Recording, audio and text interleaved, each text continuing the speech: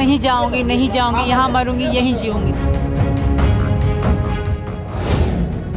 फंस गई सीमा हैदर, सामने आई बड़ी सच्चाई। अब एक और नया ट्विस्ट।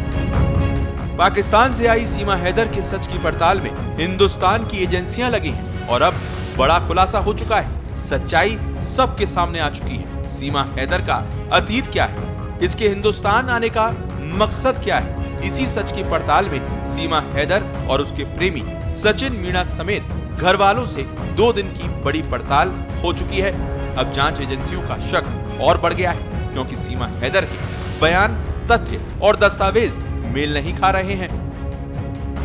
अब आपको सीमा हैदर की सच्चाई बताते हैं। पाकिस्तान में सीमा हैदर का भाई आसिफ पाकिस्तानी रेंजर्स की टुकड़ी में कराची में तैनात है।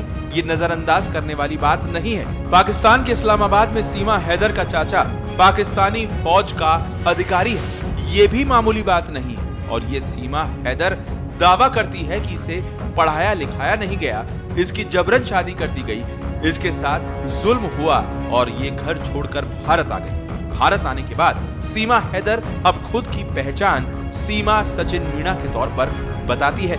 इससे पहले इसका नाम सीमा हैदर था और उससे पहले सीमा रजा। पाकिस्तान में सीमा की अब तक की पहचान बस इतनी सी है। इससे पीछे की तारीख के पन्ने पलटें तो सीमा हैदर के एक सच का पर्दाफाश होता है।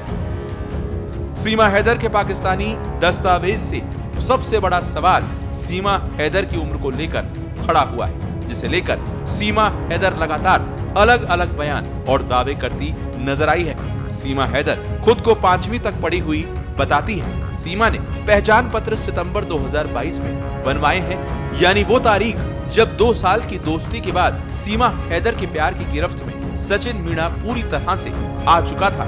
तब सीमा ने ये डॉक्यूमेंट बनवाया और उसमें अपनी जन्म तिथि 1 जनवरी 2002 लिखवाई, जिसके हिसाब से सीमा की अभी उम्र बमुश्किल 21 साल है। इन 2 दस्तावेजों में सीमा की उम्र में 6 से 7 साल का फर्क है। सीमा इन सवालों का जवाब नहीं दे पाती कि ऐसा क्यों है। क्या सीमा ने पाकिस्तान में फर्जी दस्तावेज बनवाए थे? इतना ही नहीं, सीमा हैदर के पास भारत में भी कई फर्जी दस्तावेज पाए गए हैं। अब जांच एजेंसियों को ये पता लगाना है कि उन दस्तावेजों को बनाने में उसकी किसने मदद की थी। सीमा हैदर की फिलहाल जांच की जा रही है, जिसमें पता चला है कि वो दिल्ली एनसीआर के कई लड़कों से बात करती थी। कुछ लड़के अन्य राज्यों से भी थे। इन सब से भी वो ऑनलाइन गेम पबजी के जरिए संपर्क में आई थी। ऐसा कहा जा रहा है कि आईबी ने कुछ इनपुट भेजे हैं। ये शक है कि उसे कहीं आईएसआई ने तो नहीं भेजा। एटीएस उसके पासपोर्ट, आधार कार्ड और बच्चों से जुड़े दस्तावेजों की जांच कर रही है। सीमा के टूटे हुए फोन से रिकवर डाटा की भी जांच हो रही है। फिलहाल सीमा हैदर से पूछताछ जारी है। उसे लेकर अब भी कई सवाल बने हुए हैं। स्पेशल रिपोर्ट, पत्रिका टीवी।